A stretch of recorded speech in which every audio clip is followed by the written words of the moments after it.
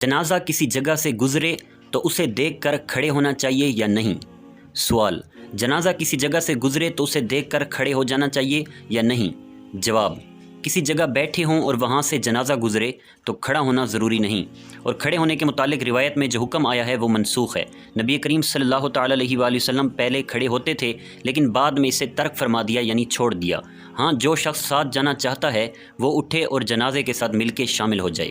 در مختار میں ہے، اور جو جنازہ گاہ میں ہے وہ جنازہ دیکھ کر اسے رکھے جانے سے پہلے اس کے لیے کھڑا نہ ہو، اور نہ وہ جس کے پاس سے جنازہ گزرا، یہی مختار ہے۔ اور جو کھڑے ہونے کے متعلق روایت آئی ہے وہ منسوخ ہے، یہ علامہ ذیلعی علیہ الرحمہ نے فرمایا ہے۔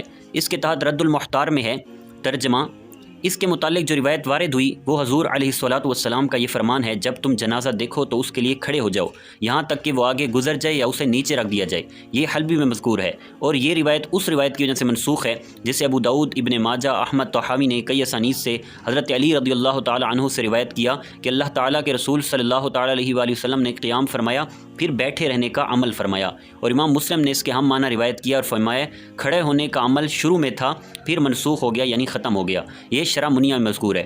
بہاری شریعت میں اگر کسی جگہ بیٹھے ہوں اور وہاں سے جنازہ گزرا تو کھڑا ہونا ضروری نہیں، ہاں جو ساتھ جانا چاہتا ہے وہ اٹھے اور جائے۔ واللہ اعلم عز وجل ورسول عالم صلی اللہ تعالیٰ علیہ وآلہ وسلم۔